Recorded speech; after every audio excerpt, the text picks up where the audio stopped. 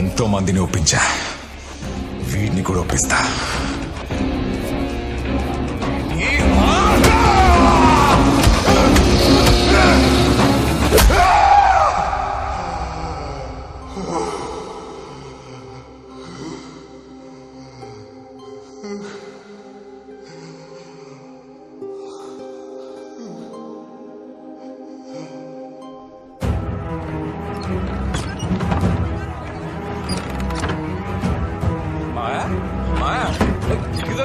మాయా మాయా మాయా మాయా తలుపుతీ మాయా మాయా please చెప్పేది అర్థం చేసుకో. తలుపులు ఎందుకు వేసా మాయా? మాయా ఏమైంది మాయా? ఏం జరిగిందో చెప్పు మాయా. ప్లీజ్ బావగారు.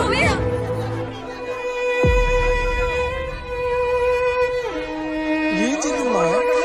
నువ్వు చెప్పాలి.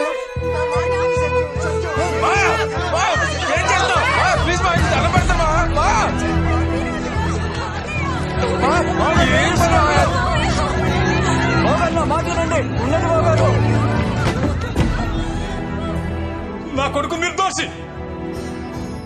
వాడి చేత బలవంతంగా ఈ కేసు ఒప్పించడానికి ఆ సిఐ 3 రోజులు కస్టడీకి తీసుకున్నాడు.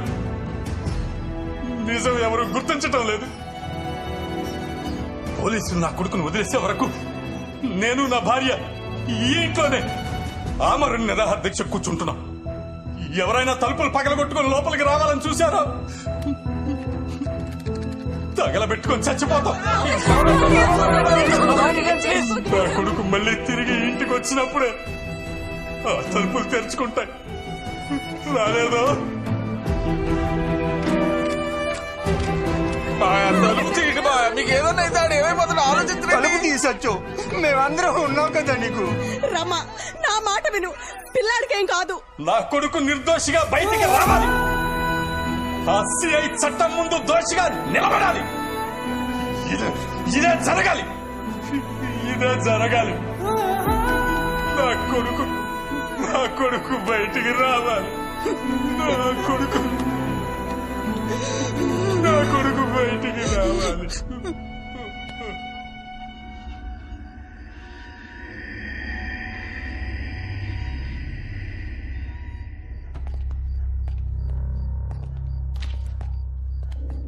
ఏమైనా తిన్నాడా? లేదు సార్. తినిపించండి అయ్యా, లేదంటే ఇప్పుడే పోయేలా ఉన్నాడు. కేసు ఒప్పుకోవాలిగా. లేపు.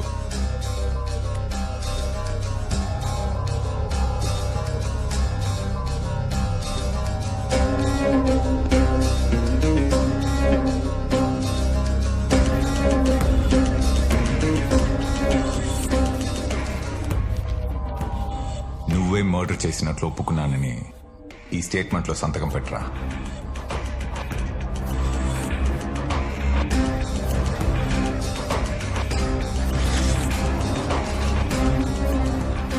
అసలు పెట్టుకుని వాడితో పెట్టించుకో.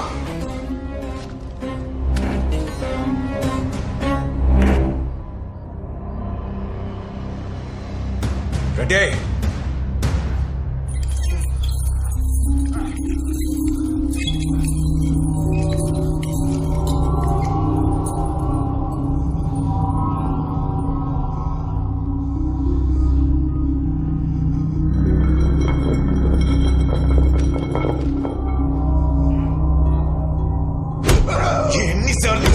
ఎన్నిసార్లు ఒప్పుకోరా? చెప్తే వినవా?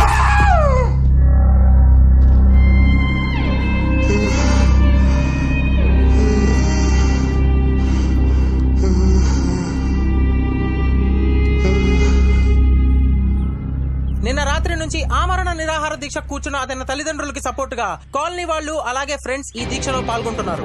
వీళ్ళంతా సూర్యప్రకాష్ నిర్దోషి, ఎలాంటి తప్పు చేయలేదంటున్నారు. సూర్యప్రకాష్ ను విడుదల చేయకపోతే అతని తల్లిదండ్రులు ఎంతకైనా తెగించేలా కనిపిస్తున్నారు. మరోపక్క సిఐ కిషోర్ స్టేషన్ లో ఉన్న సూర్యప్రకాష్ ని ఎవరితోనూ కలవనివ్వటం లేదని తెలుస్తోంది.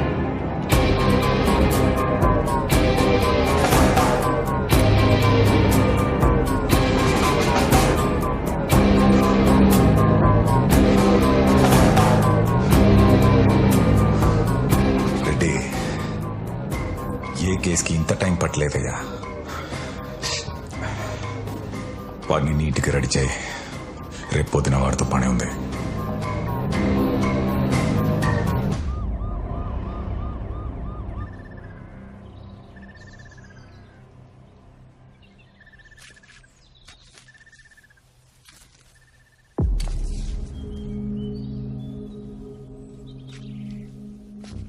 హంతకుడు హత్యకి ఉపయోగించిన ఆయుధం. Ready sir. సాక్షుల్ని కొలువు. రండయ్యా. నమస్తే సార్. పేర్లేంటి? పాండు సార్. సీను సార్. వాళ్ళ దగ్గర సంతకాలు తీసుకో. ఇక్కడ సంతకం పెట్టండి.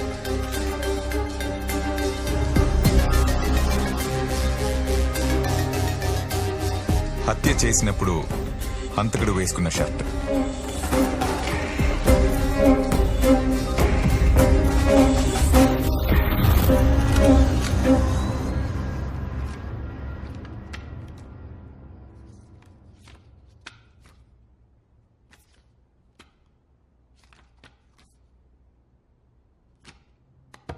ఇతని తరపున వాదించడానికి డిఫెన్స్ లాయర్ వచ్చారా? Yes your honour. Okay, proceed. Your honour, ఈ కేసు వాదించడానికి కొంత టైం ఇవ్వవలసిందిగా కోర్టు వారిని కోరుతున్నాను. బండి సూర్యప్రకాష్ కి 14 రోజులు కోర్టు రిమాండ్ విధిస్తోంది. మేడం, నన్ను 3 రోజులు సెల్లో పెట్టి బాగా కొట్టారు మేడం. ఆ షర్ట్కి ఆ కత్తికి నాకు ఏ సంబంధం లేదు మేడం. ఇదంతా ఈ సీఐ కిషోర్ ప్లాన్ చేశాడు మేడం. Please madam, please. మీ తరపున మీ లాయర్ మిమ్మల్ని జైల్లో కలుస్తారు. మీరేం చెప్పాలనుకున్నారో మీ లాయర్కి చెప్పండి. బండి సూర్యప్రకాష్ కి తన లాయర్ని కలుసుకునే అవకాశం కల్పించాల్సిందిగా కోర్టు ఆదేశిస్తోంది.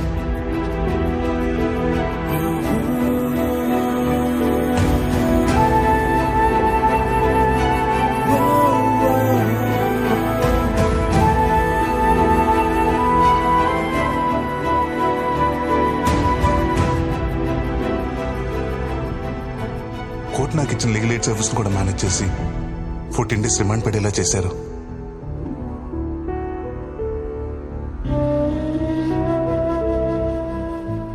రిమాండ్కి వెళ్ళిన మరుసటి రోజు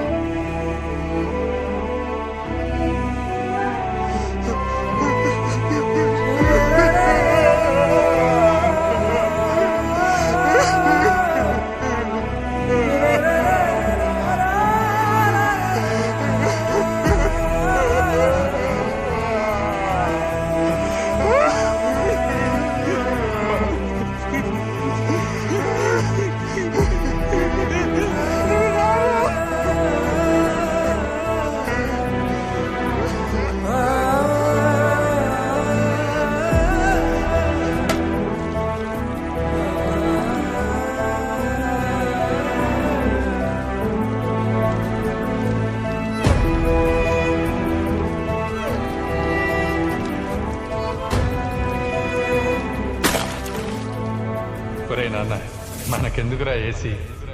ఊరుకోండి నాన్న, ఈసారి అండ్లెక్క వంట. ఆ వేడి మీరు తట్టుకోలేరు.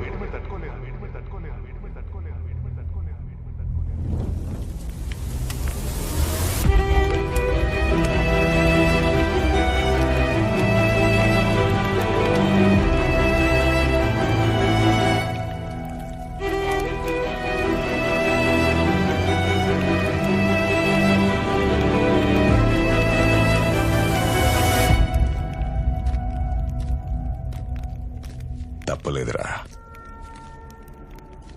కాన్బట్ సిచ్యువేషన్ లో ఈ కేసులో నేనే నిన్ను ఇరికించాను. ఒప్పేసుకుంటే ఏమయ్యేదిరా 14 years. ఎలాగో మంచివాడివి కదరా 6-7 years లో సత్ప్రవర్తన కింద బయటికి వచ్చేవాడివి.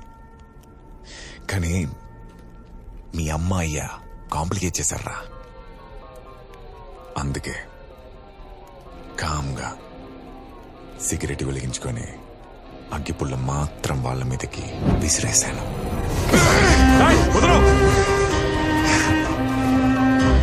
అప్పుడు బ్రతికేస్తారేమో అని చిన్న డౌట్ వచ్చిందిరా. మళ్ళీ ఇంకో సిగరెట్, ఇంకో అగ్గిపుల్ల.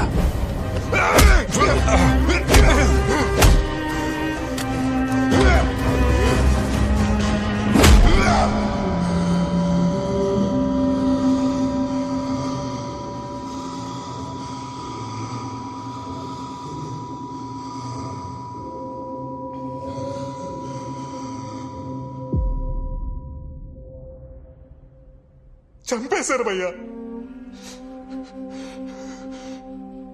డ్యూటీలో ఉన్న పోలీస్ ఆఫీసర్ని కొట్టానని నా మీద ఇంకో కేసు ఫైల్ చేశారు.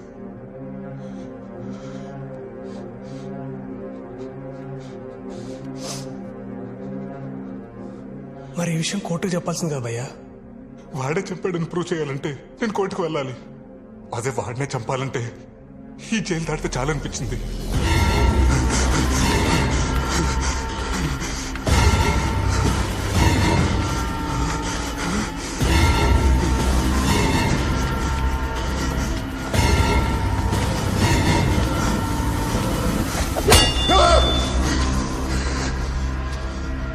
తప్పించుకోవటానికి 2 సార్లు ట్రై చేశాను. దానికి ఇంకొక సెక్షన్, ఇంకో 2 కేసులు. నాకు అప్పించిన పరమేశ్వర బాబాయ్ ఏమో ఆ 10 లక్షలకు నాకు ఏ సంబంధం లేదు. నేనెవరో కూడా తెలియని వాడేమో ఇతను రాజగోపాల్ గారిని చంపటం నేను కళ్ళారా చూశానమ్మా. అప్పటి నుంచి న్యాయం కోసం కోర్టుకు వెళ్తున్నానో వాయిదాల కోసం కోర్టుకు వెళ్తున్నానో కూడా నాకు తెలియదు. కోర్టు మెట్లు, జైలు గోడలు చూస్తూ సంవత్సరం గడిచిపోయింది.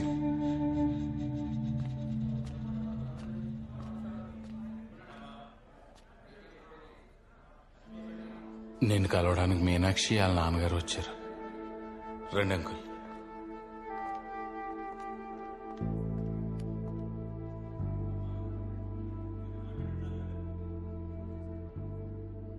బాగున్నావా బాబు? మన మధ్య ఇలాంటి రోజు ఒకటి వస్తుందని నేను ఎప్పుడూ అనుకోలేదు. నువ్వు వస్తావని తను ఇంకా నీకోసం ఎదురు చూస్తూనే ఉంది. ఎప్పుడు బయటకు వస్తావో తెలియకుండా ఎంతకాలం అని ఎదురు చూడ్డాం. మంచి సంబంధం. అబ్బాయి నీలాగే సాఫ్ట్వేర్ ఇంజనీర్.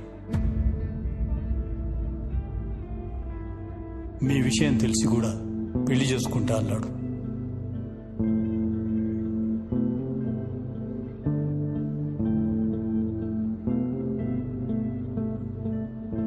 నిజమే మీనాక్షి, నేనెప్పుడు వస్తానో తెలియదు. అసలు వస్తానా రానో కూడా తెలియదు. వచ్చిన జాబ్ నుంచి ఇంటికి రావడానికి, జైలు నుంచి ఇంటికి రావడానికి చాలా తేడా ఉంది. నన్ను ప్రేమించినందుకు నీకు శిక్ష పడకూడదు. Advance happy married life Meenakshi.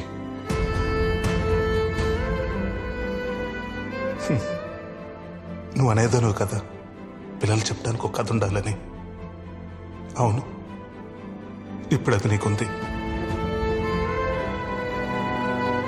Bye.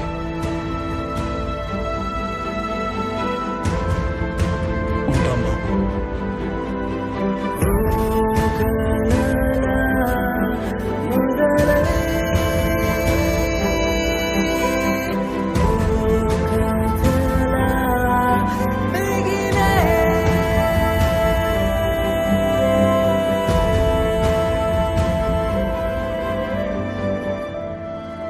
ములాఖత్ అంటే మామూలుగా మాట్లాడడానికి వస్తారనుకున్నాను కానీ ఇలాంటి డెసిషన్ తీసుకుంటారనుకోలేదు బా. నువ్వేం డెసిషన్ తీసుకున్నారా? నేనేం డెసిషన్ తీసుకుంటాను? రే, నన్ను కలవటానికి ఇంకెప్పుడు ములాఖాతుకు రావద్దు బా. నువ్వు ఇక్కడికి వస్తున్నావని ఆ కిషోర్ గడికి తెలిస్తే నేనేమైనా చేస్తాడు. ఆయన నేను చూసుకుంటానులే బా. ఆయన నువ్వు లోపలికి వెళ్ళు. నేను ఇష్టపడే వాళ్ళందరూ నా లైఫ్లో నా కాకుండా దూరం అయిపోయారు. ఇక నాకు మిగిలేదు నువ్వేరా. ఈ కేసులో నుండి బయటకు వస్తే నన్ను తీసుకెళ్ళటానికి రా.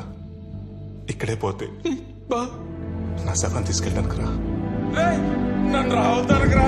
రే బా మీరు చూడకుండా నేను ఉండలేను రా. రే బా చిన్నప్పటి నుంచి నేను వదిలి ఎప్పుడూ లేను రా. బా నా వల్ల కాదురా. బా రే నన్ను అర్థం చేస్తారా ప్లీజ్ రా. బా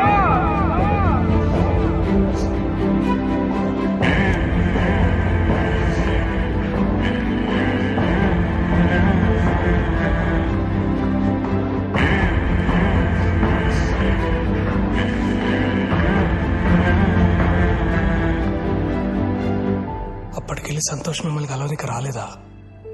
నేను కోర్టుకు వెళ్ళిన ప్రతిసారి నన్ను చూడటానికి వస్తానని తెలుసు. నా మాటకు వాల్యూ ఇచ్చి నాకెప్పుడు ఎదురుపడలేదు.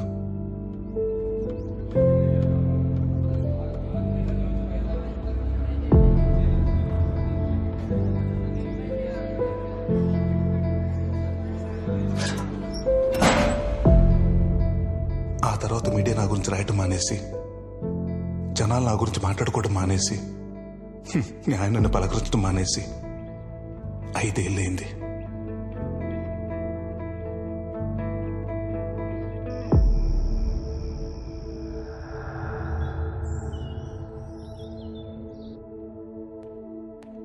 సూర్య, నిన్ను గలవనికి ఎవరో వచ్చిండ్రు.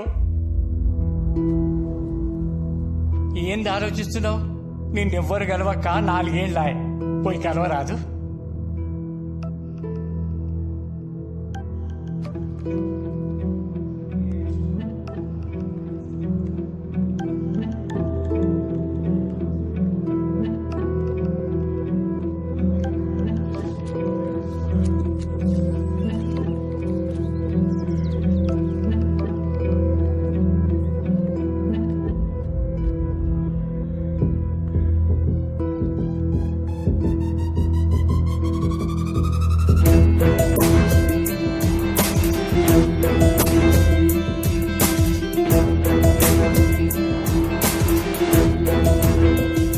Hi, I'm Aadya, advocate.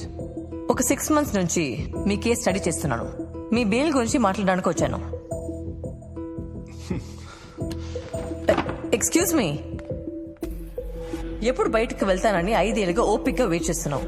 నీకోసం వచ్చిన లాయర్తో ఒక 5 minutes మాట్లాడే ఓపిక లేదా? 5 ఏళ్ళు కాదు, 10 ఏళ్ళైనా వెయిట్ చేస్తా. నేను చచ్చే లోపల బయటకు వస్తా, వాడిని చంపేస్తా. చెయ్యని నేరానికి 5 ఏళ్ళు ఇక్కడ ఉన్నావు. మర్డర్ చేసి ఇంకొక 14 ఏళ్ళు ఉంటావా? ఆవేశం సమస్యల్ని సృష్టిస్తుంది, ఆలోచన దాన్ని పరిష్కరిస్తుంది. క్రికెట్ ఆడుతుంటే చిన్న గొడవ అయిందంట. మా వాడు నిన్నేదో తప్పు మాట అన్నాడంట. అందుకే ఆవేశంలో మీ సూర్య మా వాడిని కొట్టాడు. నేనే నీకు సారీ చెప్పాలి సత్యం. ఆవేశంలో కొట్టిన తప్పే కదండి. రే, ఆవేశం సమస్యను సృష్టిస్తుంది, ఆలోచన దాన్ని పరిష్కరిస్తుంది.